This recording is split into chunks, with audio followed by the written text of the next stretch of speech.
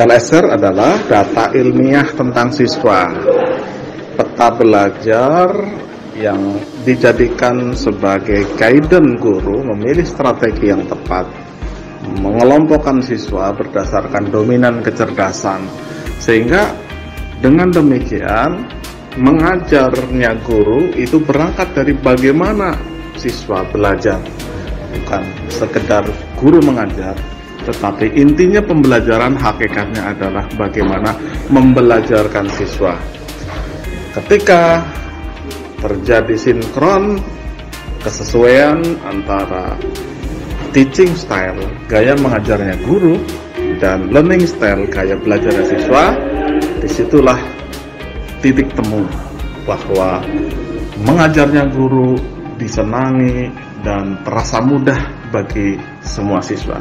Inilah inti dari learning style research dengan multiple intelligences. Nah, bagi para orang tua, learning style research bermanfaat untuk menentukan pola pendampingan belajar di rumah. Bagaimana memilih alat permainan, aktivitas yang mendukung potensi setiap putra-putrinya, sehingga dengan demikian pola asuh, pola ajar akan menghasilkan sesuatu yang optimal, yaitu melejitkan kecerdasan setiap anak. Sudah banyak dipahami oleh para pendidik, oleh para guru, dan juga mungkin para orang tua ya, bahwa suasana bahagia, suasana senang ini menjadikan belajar itu menyenangkan dan belajar itu menjadi berhasil.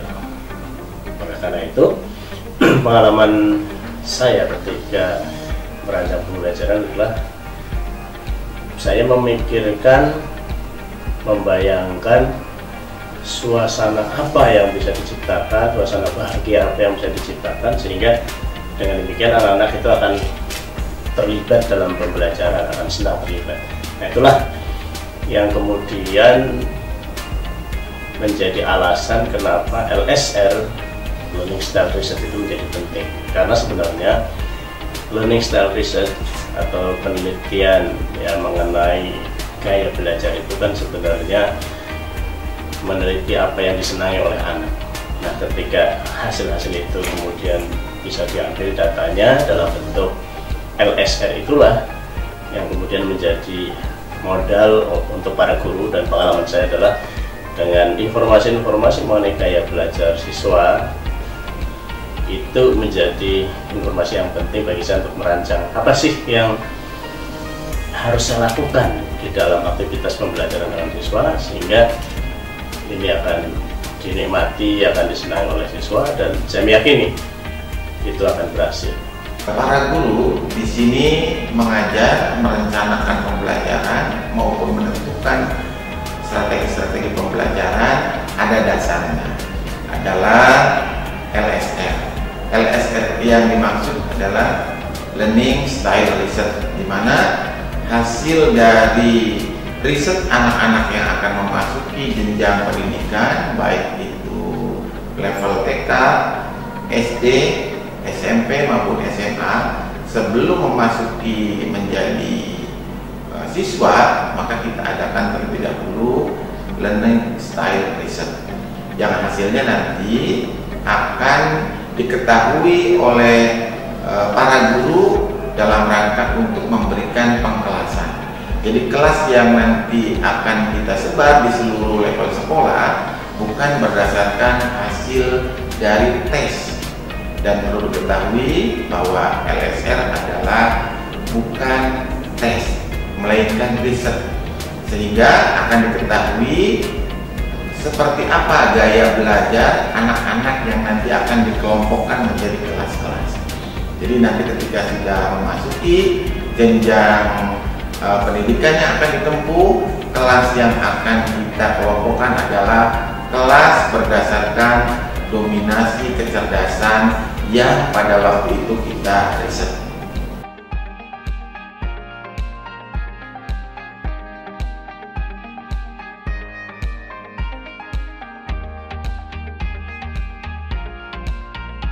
sebagai sekolah yang memiliki keunggulan, ya, Buah Hati mengeluarkan LSR ini karena Buah Hati memandang siswa sebagai pribadi individu yang unik, memiliki ciri khas tertentu dan berbeda antara satu dengan yang lain.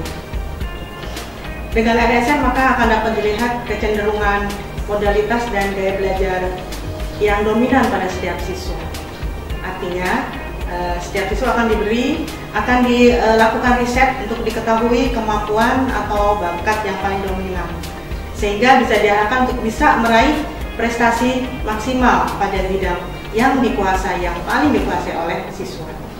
Pengalaman saya berkaitan dengan LSR dari Sekolah Buah Hati, ya, saya betul-betul guru baru yang harus beradaptasi cukup banyak, ya, dalam mengajar, ya. Pengalaman saya saat itu di kelas 1 ada 4, ada kelas kinestetis, ada kelas spasial visual, ada kelas linguistik atau bahasa, ada juga kelas naturalis, ya.